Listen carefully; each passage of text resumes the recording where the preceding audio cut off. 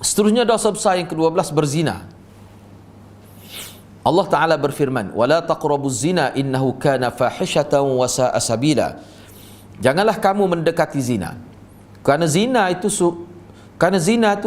benar-benar perbuatan yang sangat keji dan suatu jalan yang sangat buruk. Al-Isra ayat 32.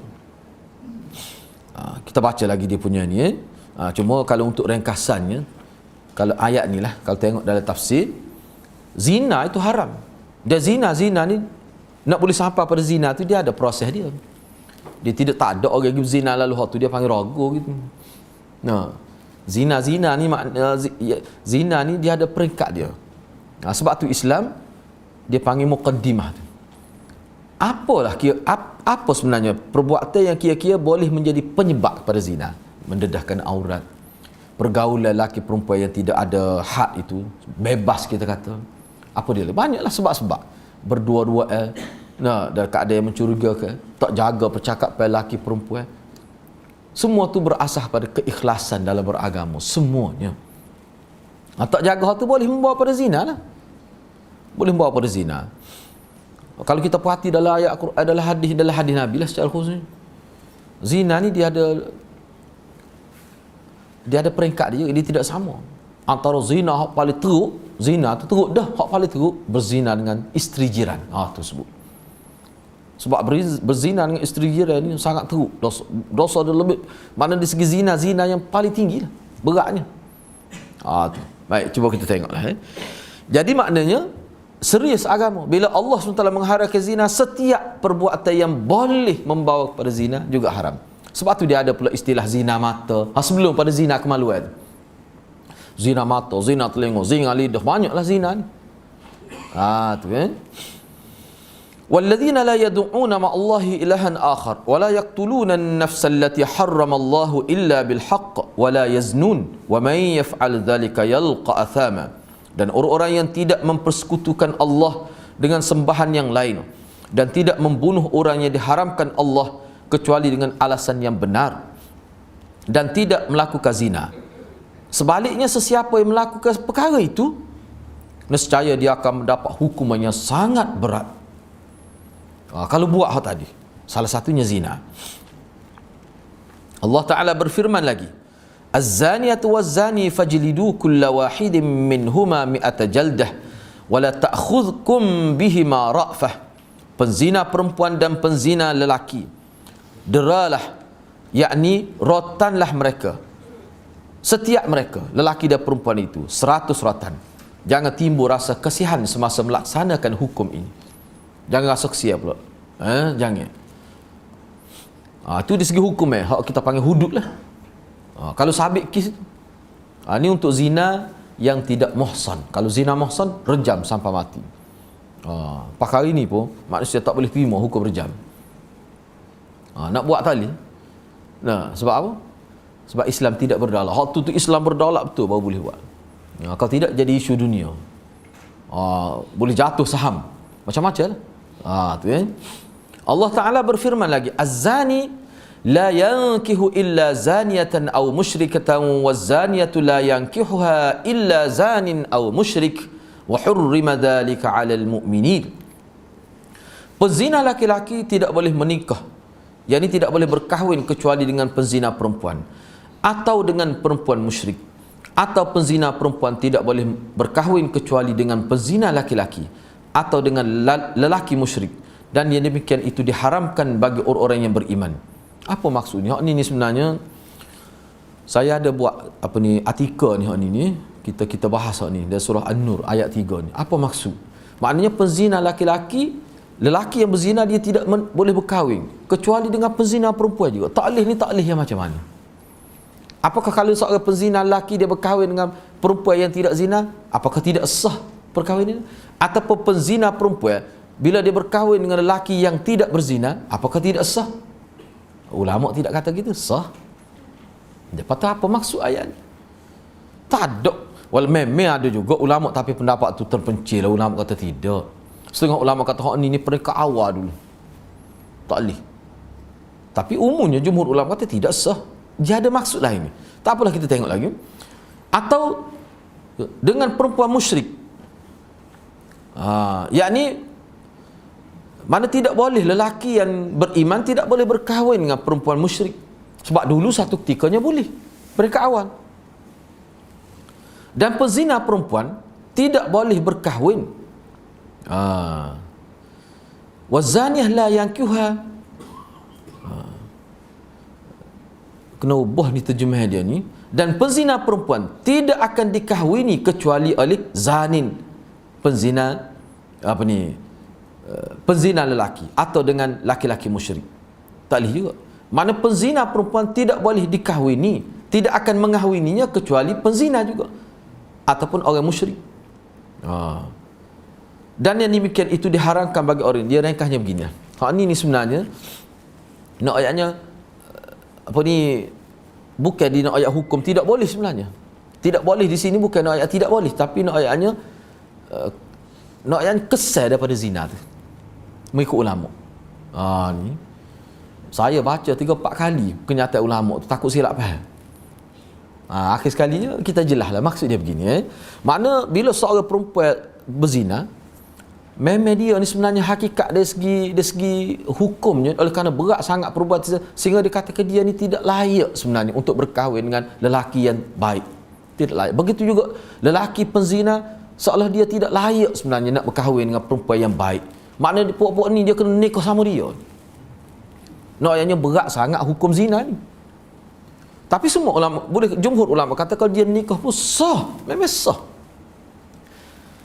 Baik, hak ni ulama kaitkan. Ulama kata ni maknanya kalau dia tidak bertaubat.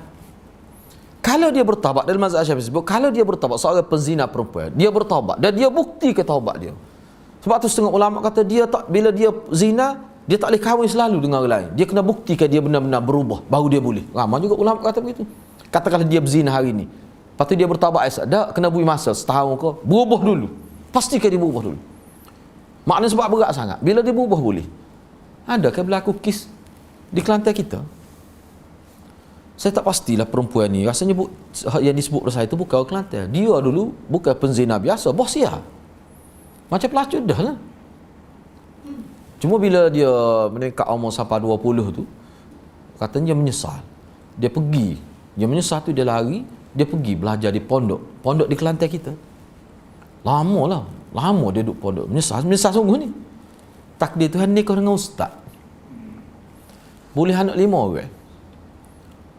Dan Allah uji dia, terdedah sejarah dia kepada suami dia. 2 bulan rasanya suami dia tinggal dia. Suami dia macam tak boleh nak terima lah. Mana isteri aku ni pelacur dulu. Gitulah kalau nak kira bahasa cuba bosia ni, dia panggil pelacur perekat budak-budak, perekat sekolah menengah. Tu. Hak bawah homo ni. Hak jatuh panggil bohjan. Lama dah istilah tu tak guna. Tapi tu. Lepas tu dia boleh terima. Lepas 2 bulan lebih. Isteri dia pun kata dia. Dia kata awak nak cerai saya boleh terima. Sebab saya dulu memang begitu. Cuma saya mari duduk pondok ni kerana saya nak bertaubat. Tapi kalau awak cerai saya pun saya terima. Saya tak kata apa. Maknanya isteri dia ni dia kata dia tak menyesal pun kalau suami dia cerai dia memang dia pernah buat salah dulu. Tetapi ustaz ni ada ustaz lain sebut ke dia. Dia kata dia tu bertaubat dah. Baik, jadi ustaz ni pandai juga kaunseling. Jadi kerja juga ustaz ni. Dia kata mu duduk dengan dia sampai 5 anak 5 tu ada ke perangai tu lagi pada dia. Perangai hak dulu, hak gang dulu tu. Sampai mereka jadi zina dan sebagainya. Tak ada. Ada makna berubah betul tu. Tapi hukuman apa atas dia lah. Tidak paksa dia teruskan perkara, tapi dia waktu saya dia nak teruskan juga. Tak apalah. Di sinilah hadirat dalam surah An-Nur ni ayat 10 hingga ayat 22, seseorang mendedahkan. Kalau dalam kisah tadi saya ambil mudah faham dalam kisah tadi, kenapa selepas boleh anak 5 terdedah? Manakala ada orang lain yang mendedahkan sejarah buruk perempuan tadi, setelah dia berubah dah, memang dosa yang amat besar. Dosa yang amat besar. Dalam surah An-Nur tu ada. Saya senaraikan 10 kesimpulan yang ulama buat daripada, bukan 10, 13 kesimpulan daripada beberapa ayat surah An-Nur. Antaranya dosa yang sangat besar seseorang mendedahkan keaiban zina setelah orang itu berubah lama dah. Dia berubah lama.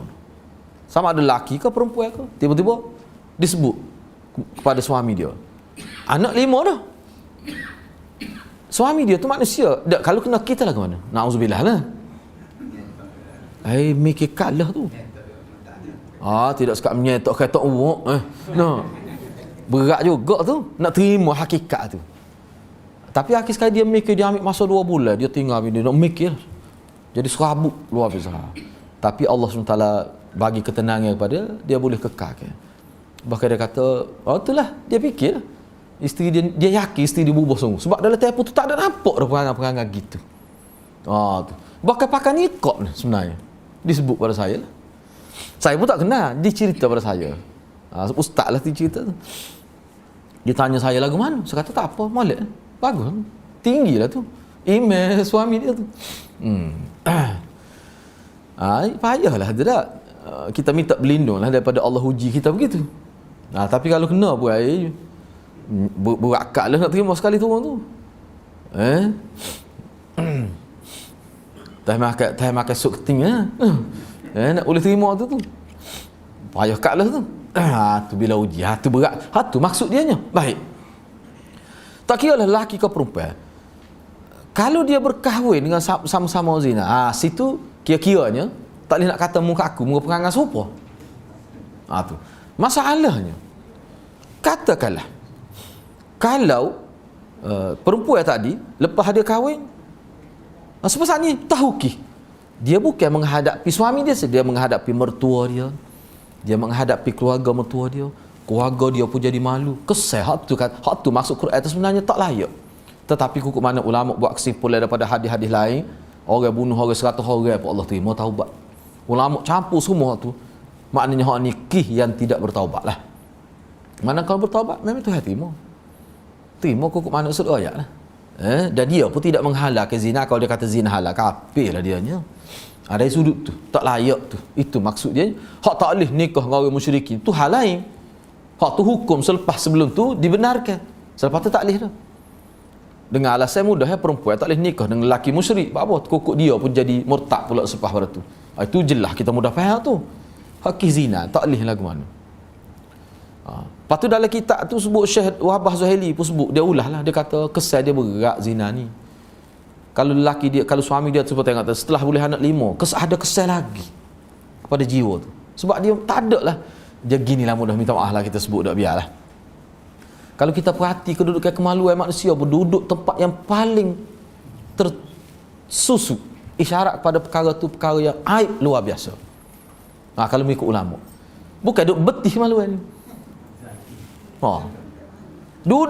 Kedudukan dia secara fizikal, ulama kata duduk pun tepatnya kira-kiranya payah nampak dia tu. Maknanya ayatnya hak tu bukan main-main. Dia ada falsafah tu. Tu. Dan bila seorang tu nak melakukan hubungan pun, keadaan macam mana dia dengan keadaan fizikal dia, posisi dia, nak ayatnya benda tu payah, tiba-tiba buat juga, maknanya berat benar.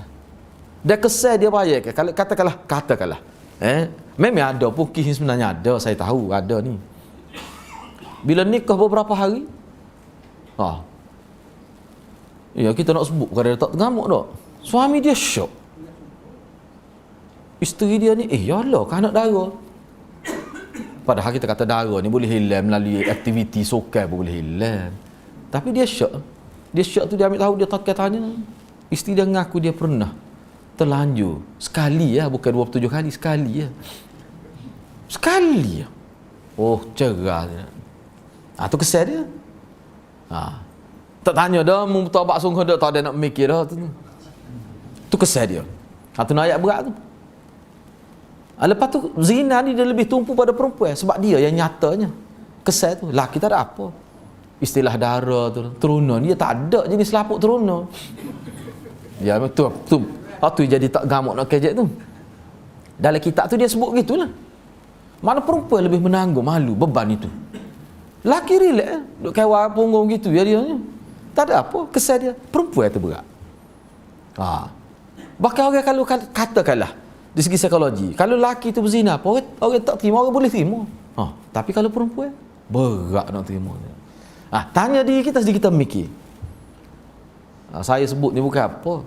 Siapa mak tak ngaku ni, pernah lah ni tahun bila, tahun lepas ke tahun 2 tahun lepas. Saya sudah kuliah di mana ayat kizina ni. Berlaku di Kelantan, satu college di Kelantan, malah sebutlah college mananya. Sudah kuliah tu seorang ayah mari jumpa saya nak kecek, tapi tak sekecek atas masjid, nak kecek di luar tepi pagar masjid Telipuk. Saya kata nikih ke apa dia bulat lagu ni. Dia pun kata, ustaz, anak saya ni ngandung 2 bulan gitulah sebut. Keluarga saya tak pernah berzina, tak ada pernah ni kena Allah uji anak dia duk mengaji di college lah, college swasta. Saya kata, apa masalahnya? Kata cari lelaki tu lah, kahwinkanlah dia dalam tempoh tu, boleh nikah lah. Moga baru tu boleh kena nikah tu Malik. Dia kata dia tanya Datuk Peti Datuk I tu, dia kata gitu juga suruh nikah. Bukan isu nikah, dia kata isunya bini dia tak ngaku anak tu, bini dia tak sekelih anak dia, hamba anak dia. Nak buat macam mana? Jadi mintanya dia jelas dah tu suruhan lelaki masalah bini dia. Dia nak suruh saya counselling. Kata berat kata penyakit ni. Dia tak boleh lah kata gini, kata kena cari orang lain bak counselling ni, hamba tak biasa barang gini. Hamba tu biar counselling makan napa tak ada pasal kita dak. Memang gitu sungguh hati tak. Nak kecek pun tak boleh. Dia kesal. Tu maksud kesal tu. Mak dia kata tidak anak aku tu. Kata sabar kak, sabar ni ujian Tuhan. Dok.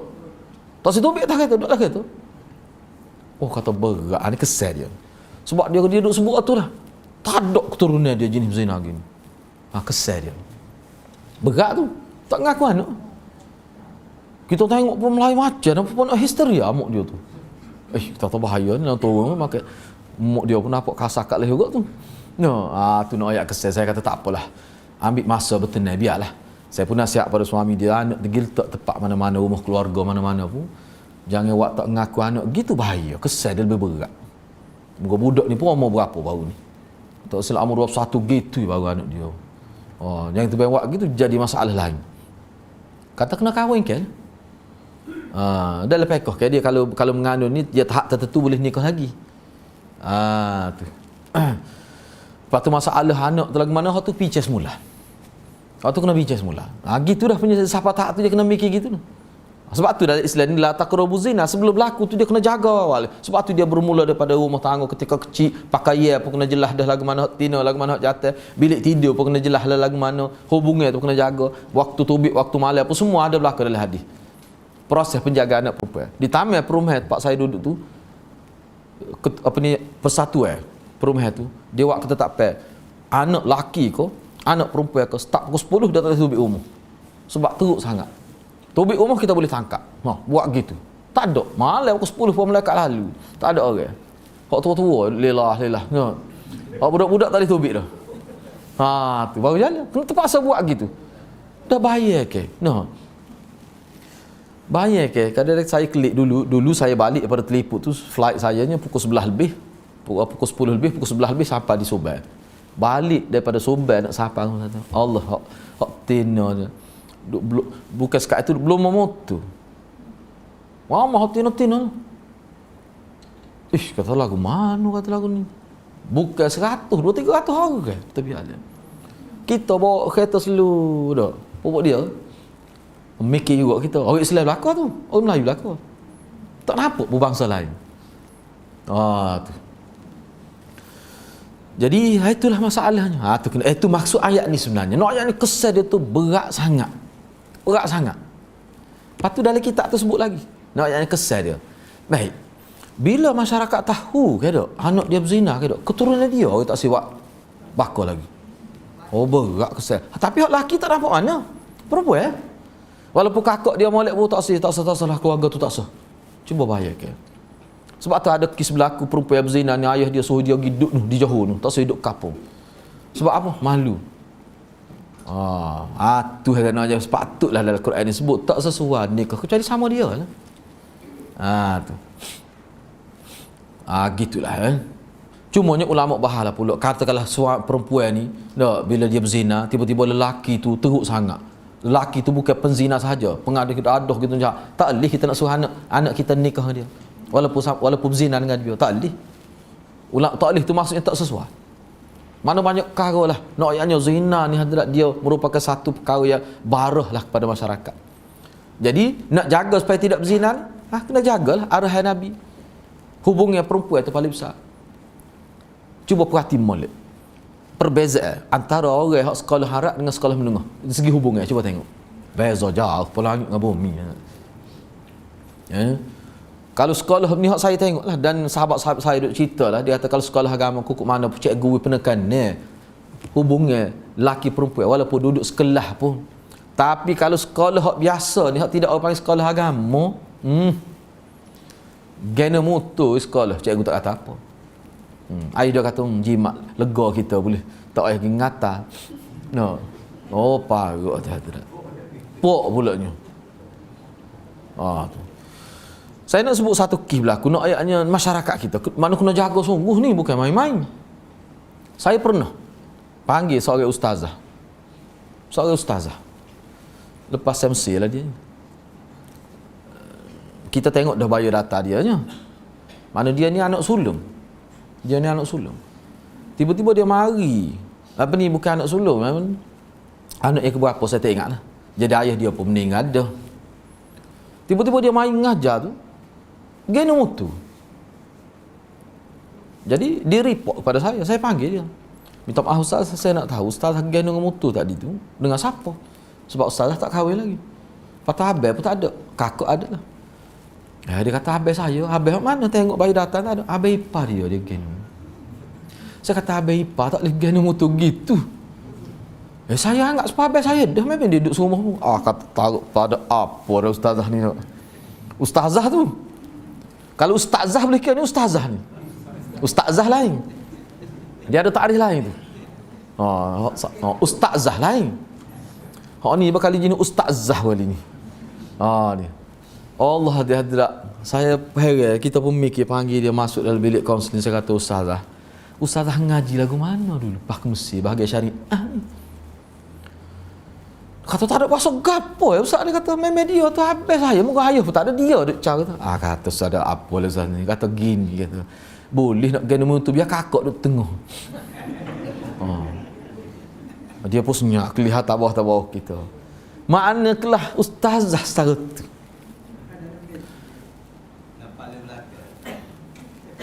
Tak cakap lepas. Nak ayatnya saya terkejut yang kita. Ada lagi ustazah tak tahu tu. Berat tu. Mak dia pun tak kata apa, kakak dia pun tak kata apa. Bahkan dia rasa tu dia bagi dia nya, habis dia membantu dia dalam pemikiran. Setahun tu nak masyarakat kita. Berat tak? Hak ni kalau kapung biasa. Duduk serumah dengan abang ipar tak tutup orang ustazah tu. Biasa. Ni masalah. Semua ni sebenarnya termasuk dalam muqaddimah pada zina yang perlu kita jaga. Jangan main-main perkara ni. Baik, Nabi SAW pernah ditanya, ayyudz dzambi a'zam? Qala an taj'ala lillahi niddan wa huwa khalaqak. Qala thumma ayyun? Qala an taqtula waladaka khasyata an yat'ama ma'ak. Qala thumma ayyun? Qala an tuzaniya halilata jarik. Nabi pernah ditanya, sahabat tanya, ayyudz dzambi a'zam? Dosa besar, dosa apakah yang paling besar? Dosa besar ni banyak, hak paling besar. Dosa besar ni banyak. Daripada banyak-banyak dosa besar, manakah yang paling besar? Antara yang paling besar, maka Nabi pun kata, Nabi pun jawab, engkau syirik kepada Allah. Sedangkan dia tahu dah Allah menjadikan dia boleh syirik lagi pada Allah. Bukan maknanya orang cerdik, bukan orang jahil, bukan orang bodoh, orang cerdik. Maknanya orang cerdik, dia tahu tapi buat apa syirik juga. Ni berat. Niddan. Syirik lah maksudnya. Kemudian yang bertanya tu tanya lagi, kemudian dosa mana lagi yang paling besar? Nabi jawab pula, Nabi kata, bunuh anak kerana bimbangkan kefakiran, kemiskinan. Bunuh anak kerana takut tak ada rezeki Tuhan. Tu berat juga tu. Hak ni setengah ulama kata jadi kafir dia tu. Dia tolak dah takdir tu. Ada ulama, siapa ulama kata begitu. Yang bertanya tanya lagi, kemudian dosa apa lagi? Nabi SAW jawab, engkau berzina, engkau berzina dengan isteri jiran. Hak tu paling besar. Zina terus dia besar dah dengan isteri jiran. Sebab apa? Kita boleh fikir sendiri tu. Jiran kita hak paling dekat, hak dekat. Dia tengok anak hari suami dia pun tengok kita. Suami dia pun tengok isteri kita. Kita pun tengok dia. dia pun tengok isteri kita. Sedangkan jiran-jiran ni kira-kiranya dia lah penyelamat pada jiran lain kalau berlaku apa-apa. Nak ayat kedudukan jiran dalam agama, tiba-tiba dia berzina, berat benar tu. Dia boleh merosakkan keluarga tu, dia boleh nama teruk benar lah. Bayar pandangan Nabi, pandangan Islam ni, berzina dengan isteri jiran. Nah, Syiah tahu hadis ni. Sebab tu Syiah bila dia nak tuduh Aisyah berzina, dia tuduh Aisyah berzina dengan Talhah bin Ubaidillah. Sebab apa? Sebab Talhah ni jiran Nabi dalam syurga. Dia tahu Syiah tu main. Ingat bodoh ke Syiah ni? Dia bukan tuduh dengan orang lain. Dia tuduh.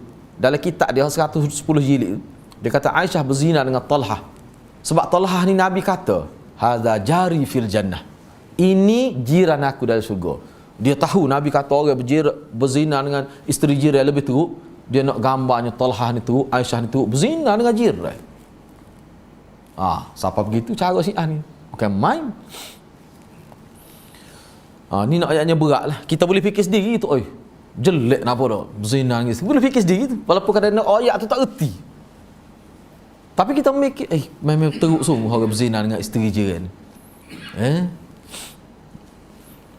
Kalau saya nak sebut gini, mudah. Dalam kitab dia adalah maknanya isteri jiran kita, isteri jiran kita tu dia baik dengan isteri kita, mesti dia jiran.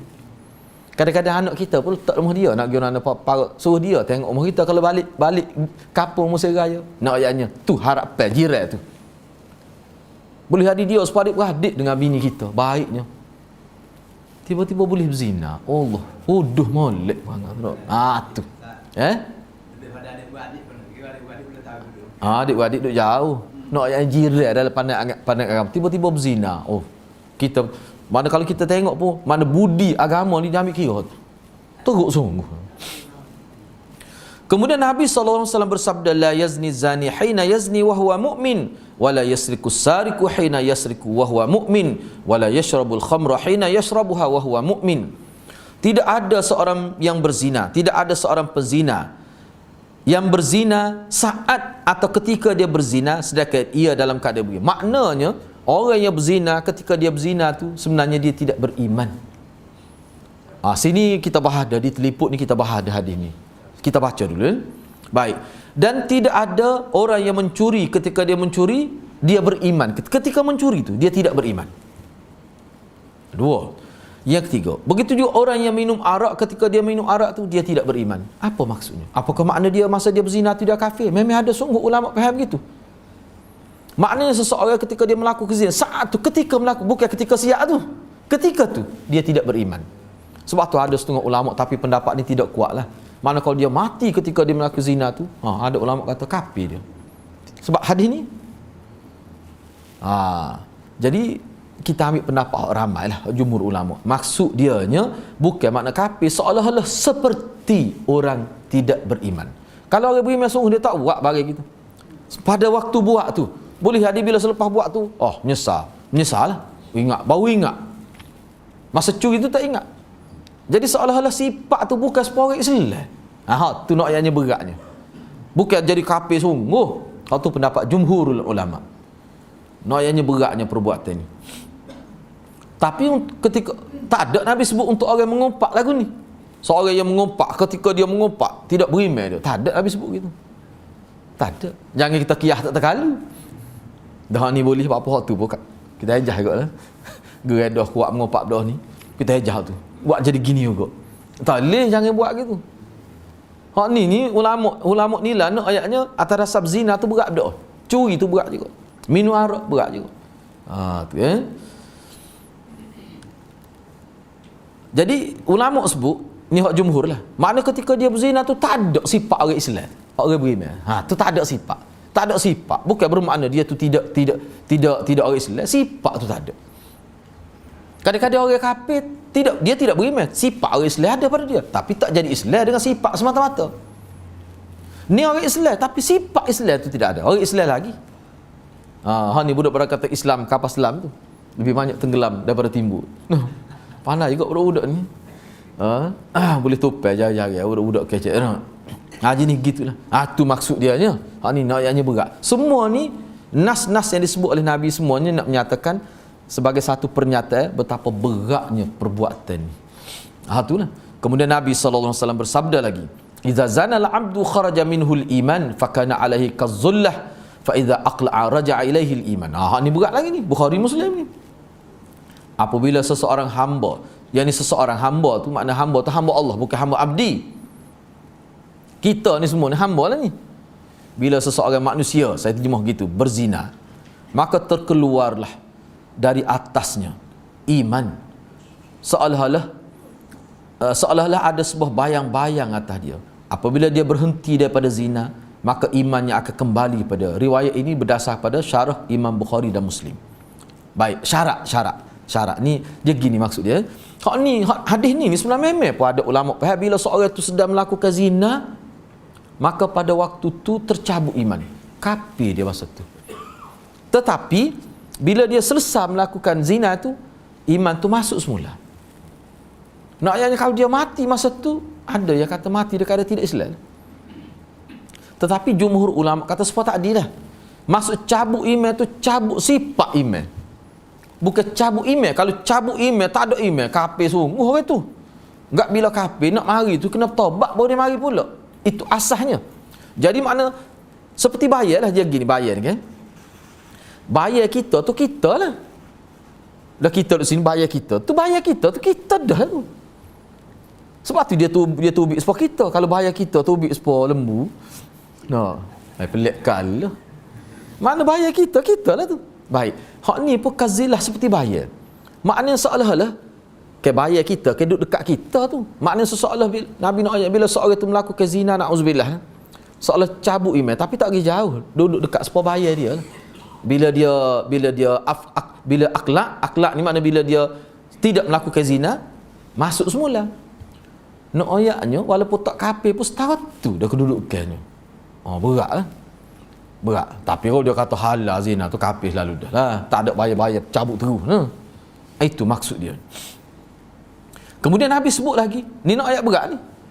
Tapi kita pakai pendapat jumhur lah, makna tidak jadi kafir. Tapi berat, mana seseorang yang tak ada nilai. Man zana aw syaribal khamra naza'allahu minhul iman kama yakhla'al insan al-qamisa min ra'sih. Sanad jayyid. Sesiapa yang berzina atau minum arak, maka Allah mencabut imannya sebagaimana seseorang yang melepaskan baju melalui badan. Ni sebab tu ulama kata memang kafir lah. Tapi ulama kata dak cabut sebab tak sesuai dengan iman ketika dia buat tu. Lepas tu masuk semula tu, makna cabut ketika tu. Lepas tu masuk semula, nak ayat berat. Ni dia panggil majas, bukan hakikat. Sebab kalau cabut sungguh tak ada langsung jadi kafir itu. Nak ayatnya berat. Tu jumhur ulama kata. Walaupun setengah ulama zahiri dia kata dak memang kafir. Masa tu maknanya kalau dia mati masa tu, duk tengah berzina mati, memang mati dekat ada tidak Islam. Zahir hadis ni Nabi SAW bersabda lagi, "Thalathatun la yukallimuhumullahu yaumal qiyamah wa la yuzakkihim wa la yanzuru ilaihim wa lahum adzabun alim, syaikhun zainin wa malikun kadzabun wa ailun mustakbirun." Ada tiga golongan manusia ni, hadis riwayat Muslim. Ada tiga golongan manusia yang Allah tidak akan bercakap dengan mereka di hari kiamat. Ni Allah tidak bercakap ni tu tidak serupa dengan orang lain. Tiap cakap kita jangan kena faham molek. Mana tak dapat rahmat Tuhan lah. Maknanya nak masuk surga tu payah lah. Gapo dia tu? Allah tidak akan bercakap dengan dia. Allah tidak akan bersihkan dosa-dosa dia. Allah tidak akan perhatikan dia. Mereka semua akan mendapat azab yang sangat pedih. Siapa mereka? Tiga golongan. Yang pertama, orang tua hak berzina. Tak ada yang tua. Hak muda berzina, iyalah. Tua bangkor. Berzina lagi. Ingat ada 1 tahun tu kan? Umur 80. Malah sebutlah negeri mana. Sebab kalau sebut negeri kan marah pula. Negeri Patah Timur. Tidak Kelantan kita. Tak ada apa. Dua tu ya ustaz dia tu dah. Ikut nak faham mana pun. Masuk akhbar ni. Datuk umur 80 ragu cucu dia ni. Ingat tak? Satu ketika dulu. Ingat tak? Ingat tak soyak negeri mana? Marah demo. Kita terkejut tu. Patut Nabi sebut. Padahal kita kata setua tu. Nak habis gedah tu. Mana kelakar tong tu kat tu. Tapi berzina lagi. Pula cucu pula tu.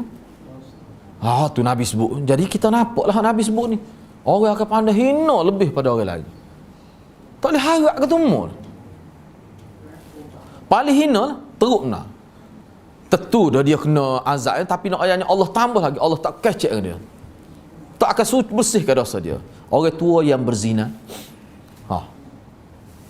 Berat tu. Raja yang berdusta, pemimpin, kecek pelawak. Malik ni raja makna pemimpin. Bukan raja ni raja yang memerintah. Maksud Malik sini bukan raja sebagai lambang saja, tidak. Raja yang memerintah. Maknanya dia ni bukan raja berpelbagai, makna pemerintah maksud Malik ini. Sebab kalau dulu bila sebut raja merintah. Tapi nya pelawak. Itulah. Yang ketiga, orang miskin yang sombong. Sebab kalau kaya sombong ni pun teruk dah. Ni miskin sombong kok mana? Kita kata tak ada dengan sosok sombong. Orang kaya tak sombong. Maknanya Nabi nak ayatnya sombong tu teruk berada pada siapa pun teruk sombong tu. Duk orang kaya, kau orang mana duk dengan ustaz kau, duk dengan Allah. Akan teruk sombong tu. Tapi bila duduk pada orang miskin, dia lagi tidak sesuai. Sehingga jadi lebih teruk daripada orang lain.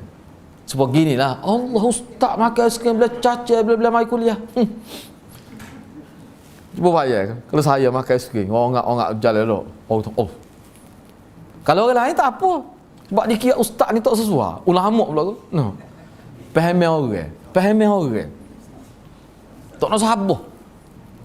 Ada kau ustaz makan bila caca gitu nak. Tu saya tak kata tu. Cuma kedengaran gitu. Tak saya isaklah kalau gitu kan. Jelah ni kena bawa tali tip tu, dia kena ukur tu nak isap akak tu. Jarak tu. Jangan main tu. Dusuk Qadawi kata, ni bukan saya ni, saya tulis ayat. Saya nak baca aku payah saya tulis ayat sebab saya baca dah. Dusuk Qadawi kata, orang yang isap rokok dekat orang lain dosa sekali ganda. Jadi hak ketetapkan kerajaan buat tu sebenarnya ke arah tu dah tu. Buat apa tu? Mengikut kajian dia, seorang tu isap bila dia waktu ubik balik, orang lain isap lebih parah lagi, lebih bahaya lagi. Banyak kisah berlaku seorang tu kena penyakit dia panggil saratanur ri'ah dalam artikel dia. Saratanur radang paru-paru, bukan dia perokok. Apa ni? Apa lagi? Dia isap hak orang lain. Masuk dalam hidung dia tu, hak orang tubik tu. Dia kena, dia panggil saratanur ri'ah dalam bahasa Arab, radang paru-paru tu. Hak ni dosa lagi. 2 kali ganda. Dia isap tu sekar dah. Lepas tu dia muh pula. Sebab tu saya nasihatlah, kalau boleh jangan muh terlagak gitu. Jangan waktu tubik. Sebab tu tidaklah parut sangat boleh tu.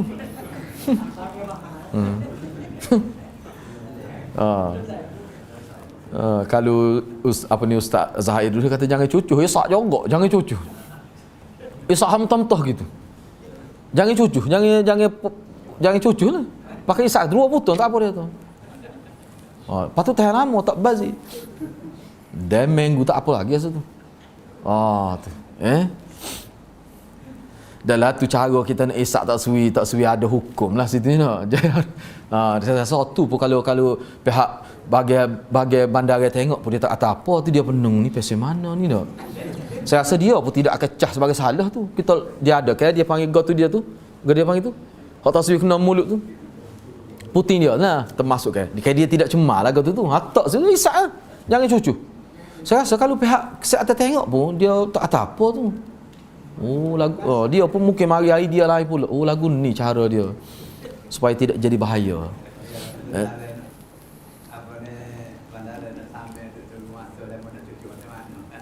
Tunggu gitu. Jangan dicucuh lah. Jangan dicucuh. Nak sampai. Itulah cara kira-kiranya supaya tidak jadi masalah gitulah. Kalau tak boleh nak obdah lah. Jadi kena ingat tu. Dia belah muka surat tu. Nanti saya pun tak jumpa cari tu. Tapi ada tu kalau tengok dari website Darul Qausar tu ada hak dulu. Sebab hak tu terjemah saya tu dibuat pengesahan oleh Ustaz Labib, anak murid Ustaz Zaki Yaakob tu. Kita minta dia tasih takut silap. Tu dulu sebab artikel ni kira-kiranya dia panggil hasil kajian kali ketiga Dr. Yusuf Qaradawi. Yang mana dalam beberapa poin itu hak secara teknikal lah, dari segi analisa secara sains, secara saintifik lah, tentang bahan-bahan rokok tu banyak dibuat pengesahan oleh doktor daripada barat. Ni dia kata ni hasil kajian saya untuk peringkat ketiga. Habis kat tu, akhir sekali dia buat keputusan lah. Dalam tu boleh baca dia lah tu. Boleh baca dia.